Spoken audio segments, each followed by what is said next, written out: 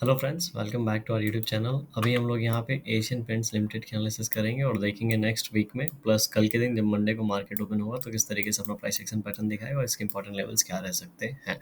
तो जिस तरीके से अभी यहाँ पे आपको एशियन पेंट नज़र आ रहा होगा, कुछ चीज़ें आपको क्लियरली नज़र आ रही होंगी कि इन पॉइंट्स के आसपास फर्स्ट समय, second time, third time, fourth time, यहाँ पे फिफ्थ टाइम आके यहाँ पे क्या कर रहा है, ये सपोर्ट ले रहा है। और ये जो सपोर्ट है बहुत पुराना है। ठीक है। 22 मार्च 2021 से लेके अभी मार्च का महीना यहाँ पे ख़त्म हो रहा है 2024, तो लगभग लगभग 3 साल का ये यहाँ पे एक रेंज बना रखा है, जिस रेंज को अभी के समय लग रहा है ऐसा ब्रेकडाउन दे देगा। तो आपको क्या लगता है एशियन पेंट जैसा ये यहाँ पे इसको ब्रेकडाउन देगा कि नहीं? तो ये चीज़ें हमें कैसे पता चलेंगी? तो हम लोग को कुछ नहीं करना है। बहुत सी अच्छे शेयर्स में बहुत बार आपने देखा होगा कि अगर कोई इस तरीके से ट्रेंड लाइन है या फिर इस तरीके से कोई सपोर्ट है, जब भी इसका ब्रेकडाउन होता है, जैसे ही ब्रेकडाउन होता है तो नेक्स्ट जो इमीडिएट सपोर्ट होता है वहाँ से उसको बाउंस बैक मिलता है और तेज़ी से फिर शेयर ऊपर की ओर निकल जाता है। ठीक है? तो ऐसा हम लोगों को टेक्निकली यहाँ पे देखने को मिला है, ये अपनी ऑब्जर्वेशन है। तो हमारे पास यहाँ पे ट्रेंड लाइन है। ठीक है?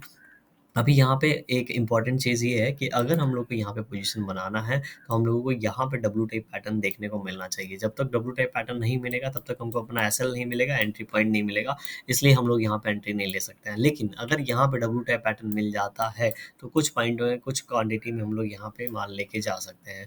नेक्स्ट क्वांटिटी कब जानी चाहिए? जब यहाँ से ट्रेंड लाइन बनेगा, इन तीनों पॉइंट्स का यहाँ पे जब ब्रेकआउट होगा, तब जाके दूसरी क्वांटिटी हमारी एंट्री होनी चाहिए। और ये जो टारगेट होगा हमारा लगभग लगभग 3600 का होगा, लेकिन इस लेवल के आसपास जाके अपना एग्जिट नहीं करना चाहिए, क्योंकि मैक्सिमम चांसेस में यहाँ पे रुकने के बाद ये ब्रेकआउट देके ऊपर की ओर निकल जाएगा, क्योंकि आप सभी को पता है कि ऑलरेडी बहुत ज़्यादा टाइम हो सकता चुका है। तो ये 1:1 देगा यहाँ पे, तो लगभग लगभग कुछ नहीं तो ये 1000 का पॉइंट यहाँ से ये रैली कर सकता है, जिससे हम लोग को 4600 तक का लेवल देखने को मिल सकता है आने वाले समय में। राइट।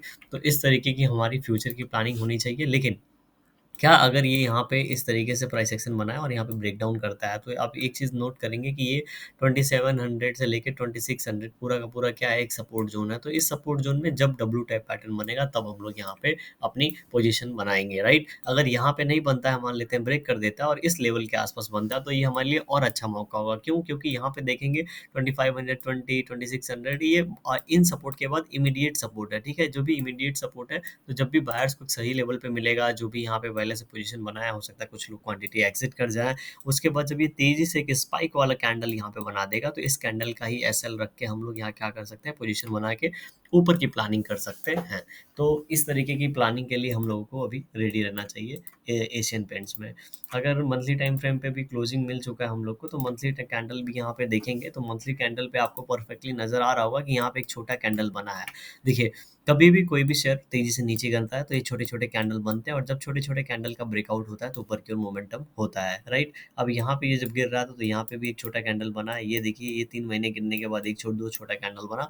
तो ऐसे ही 1-2 कैंडल की हम लोग यहाँ पे वेट करते हैं। अगर बन के ऊपर की ओर निकलता है, तो मतलब ये ऊपर की ओर फिर से जाएगा और ये जो ऊपर के लेवल्स हैं, इन लेवल्स के आस-पास आके हॉवर करके ब्रेकआउट दे सकता है। लेकिन अगर यहाँ पे गिरावट होती है, तो 2 महीने से ऑलरेडी गिरावट हो चुकी है, 1 महीने होल्ड कर चुका है। अगेन अगर ये लो ब्रेक करता है, अगेन अगर ये लो ब्रेक करेगा, तो जैसा कि 2685 मतलब 2700 वाला लेवल और ये 2600 वाला लेवल, ये लेवल आपको यहाँ पे इंपॉर्टेंट नज़र आ रहा होगा। इसलिए इंपॉर्टेंट नज़र आ रहा होगा कि इन लेवल्स के आसपास से ये बाइंग जोन है, ये बाइंग जोन है। अगर इस जोन के आसपास आता है, तो अगेन ऐसा चांस है कि ये यहाँ से बाइंग जोन से ऊपर क्यों निकल जाए, क्योंकि अगर 1 मंथ पे अगर उसके बाद का सपोर्ट देखेंगे, तो 2450 के आसपास है और इस जोन को अगर ये ब्रेक करता है, तो जो ये ऊपर की ओर रेंज बनाया उसको नीचे की ओर ये टारगेट दे सकता है, तो 1800 के आसपास आ जाएगा।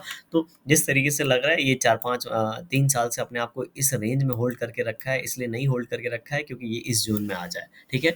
तो इसी जोन में से कहीं ना कहीं बाइंग होनी चाहिए। हम लोग को सिर्फ वेट एंड वॉच करना है। छोटे टाइम फ्रेम पे देखेंगे कब डब्ल्यू टाइप पैटर्न बन रहा है, स्ट्रांग बन रहा है, तो थोड़ी थोड़ी क्वांटिटी हम लोग यहाँ पे डालना स्टार्ट करेंगे, क्योंकि ऊपर का टारगेट अच्छा है। हो सकता है 2 साल में ही दे दे वो टारगेट 4500 का, हो सकता है 3 साल में दे, लेकिन वो टारगेट यहाँ से अचीव हो सकता है। और अगर इन लेवल से 4500 हो रहा है, तो 200 मतलब 40-60%, 40-30%, 50% के आसपास का रिटर्न बहुत ही अच्छा होगा हमारे लिए। तो अगर यहाँ पे ये अपना लो ब्रेक करता है तो वेट एंड वॉच करना है, और ऊपर की ओर ब्रेक करेगा तो हम लोग देखेंगे 2 कैंडल अगर बन जाता है इस मंथ में भी तो बहुत ही अच्छी बात है। अब हम लोग यहाँ पे देखेंगे, यहाँ पे क्या किया है, यहाँ पे अभी तक इसने इस कैंडल का लो ब्रेक नहीं किया है, ठीक है?